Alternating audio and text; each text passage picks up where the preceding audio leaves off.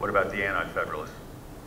The Anti-Federalists also went under pseudonyms and also did this so that no one would be biased towards their positions because of who they were. For example, if the Anti-Federalists would have issued their real names, then perhaps people who do not like them would simply not read their opinions or papers or agree with their side simply because of their names, instead of giving them anonymity. For example, Richard Henry Lee was one of the Anti-Federalists, and many thought that he had radical ideas. So if he did publish some of his papers and people read that he was the person that was writing them, they would not have read those papers. And does the idea of anonymous opinion pieces, what we today would call op-ed pieces, I guess, does that bother you? Does that raise any concerns for you? One of the precedents established throughout the ratification process through the issuing of the Anti-Federalist and Federalist positions was this idea of anonymity coming from public figures. However, this is not seen today because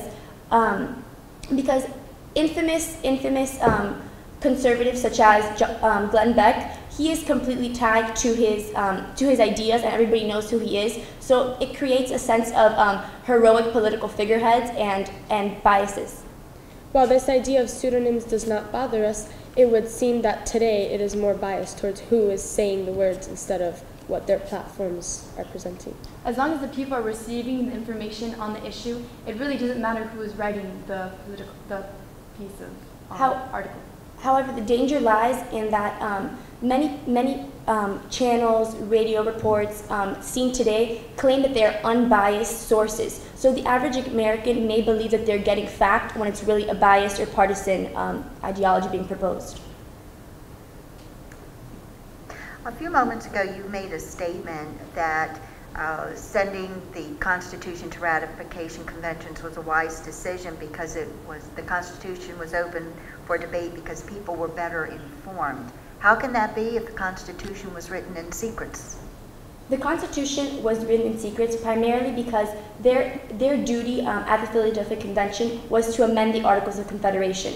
And the reason that they held it in secret was that they knew that if they would have told the people while the meeting was taking place that they were going to rewrite an entire constitution, an entire new form of government, then riots such as Shays' Rebellion or other protests would have taken place there when they really weren't establishing a new constitution or a new government. They were just making a plan to present to the people for ratification. The people became more educated once they published the Federalist and Anti-Federalist papers, explaining to the public the provisions they were presenting to them in the Constitution. And also, this was a way to redeem themselves for holding it in secret.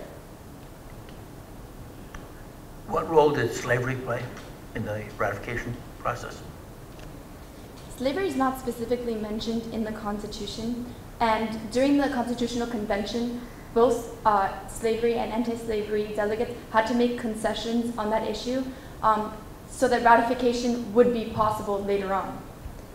The framers at the Constitutional Convention decided not to make a clear decision on slavery because their ultimate goal was popular approbation, and they knew that if they made a clear decision at that time, that the southern states would not agree. While the framers did not include African Americans in the "We the People" part of the preamble that they established within our Constitution, as Chief Justice Taney stated within the Dred Scott v. Sanford decision, the Reconstruction Amendments, the 13th, 14th, and 15th Amendments, provided a kind of second founding in which African Americans and later women in the 19th Amendment were incorporated to this idea of "We the People." We have 27 amendments that have been proposed by Congress and ultimately ratified since the ratification of the Constitution.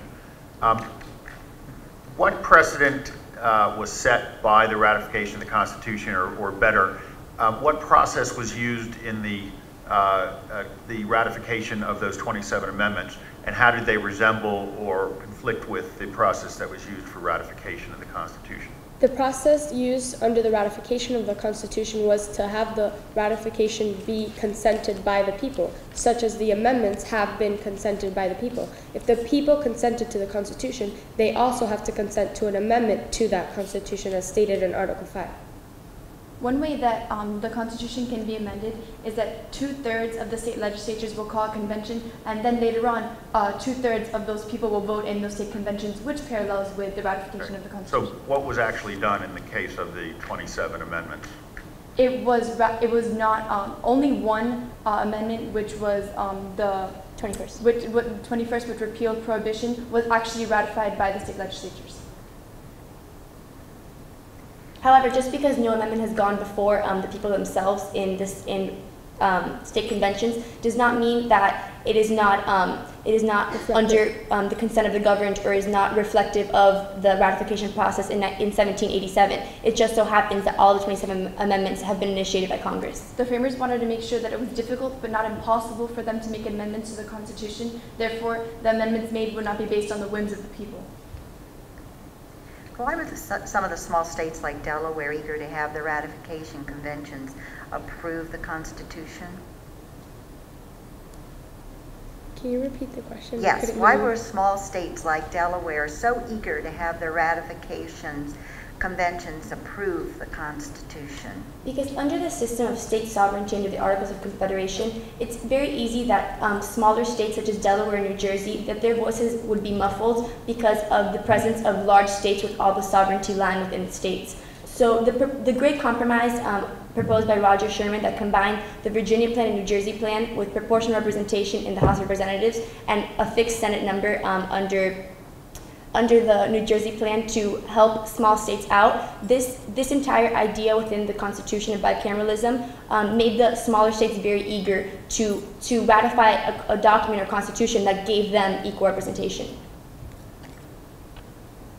What role did George Washington play in the ratification? George Washington played an immense role in the ratification of the Constitution because he was such a well-known political figure and the people really had held reverence for him. They did not see this Constitution as a naked grab for power. They saw it as merely a way of amending a government that was faulty and creating a new one that would make the nation better.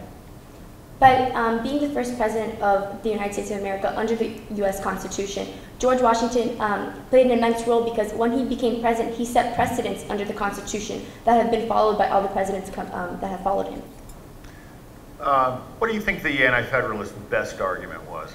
The Anti-Federalist best argument was the lack of Bill of Rights that the framers were presenting to the people without the Constitution.